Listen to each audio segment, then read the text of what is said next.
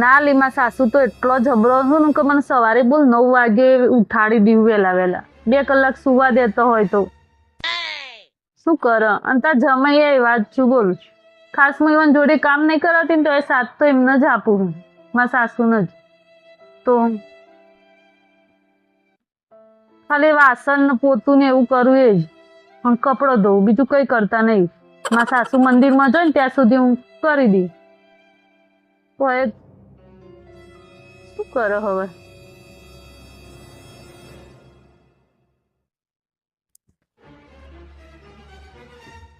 Jignesh